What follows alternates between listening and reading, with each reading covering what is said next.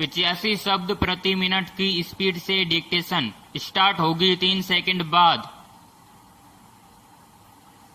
Start. Ayurveda में 2 प्रकार के रोग बताए गए हैं विराम। पहला शारीरिक रोग और दूसरा मानसिक रोग विराम।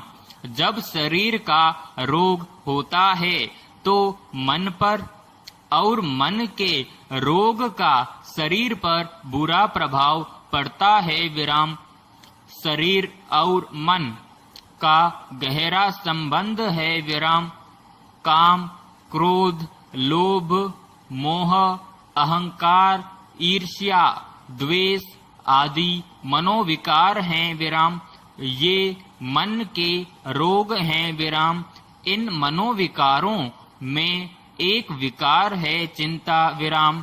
यह मन का बड़ा विकार है और महारोग भी है विराम। पैराग्राफ। जब आदमी को चिंता का रोग लग जाता है तो यह मनुष्य को धीरे धीरे मारता हुआ आदमी को खोखला करता रहता है विराम।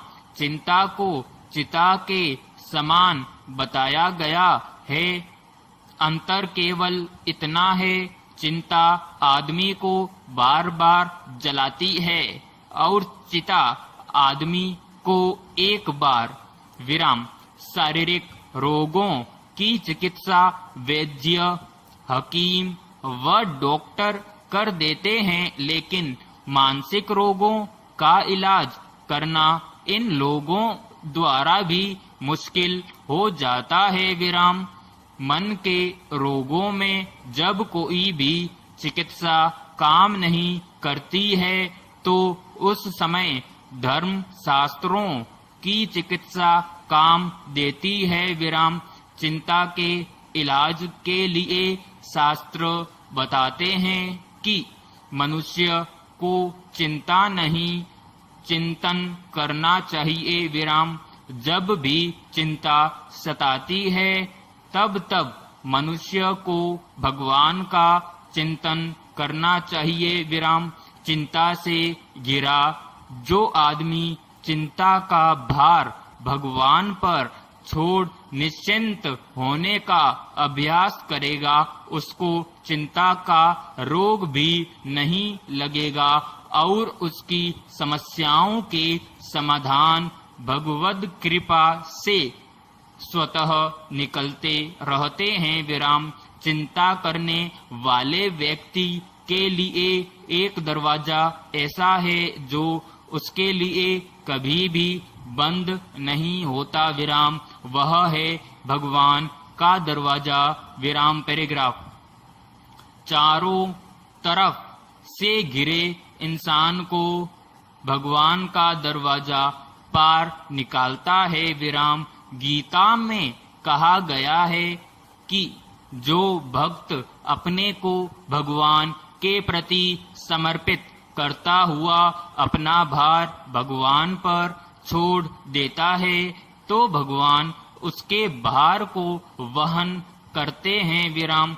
जो चिंता करता रहता है उसका चेहरा बुझता मुरझाता रहता है और जो परमात्मा का चिंतन करता है उसका चेहरा चमकता है विराम। इसलिए गीता में बताया गया है कि आदमी अभ्यास व वैराग्य से अपने लक्ष्य को प्राप्त कर सकता है विराम। स्पष्ट है कि चिंता के संबंध में भी आदमी को परमात्मा पर पूरा भरोसा करके अभ्यास के द्वारा अपने स्वभाव में परिवर्तन करते हुए चिंता मुक्ति और सुखमय जीवन जीने का प्रयत्न करना चाहिए विराम। पैराग्राफ। चिंता करना ऐसा है जैसे खुद ही अपनी कब्र खोदना विराम। कभी आपने किसी जानवर को चिंता करते देखा है? प्रश्नवाचक। ईश्वर ने जानवर को कम बुद्धि दी लेकिन चिंता करने की अक्ल नहीं दी विराम, इंसान को ज्यादा विकसित बुद्धि दी, लेकिन वह इस कल्पना शक्ति, मन एवं बुद्धि का प्रयोग अनावश्यक की चिंता में व्यर्थ कर देता है विराम। चिंता में व्यक्ति ऐसी परिस्थितियों की कल्पना कर लेता है जो असंभव सी है विराम।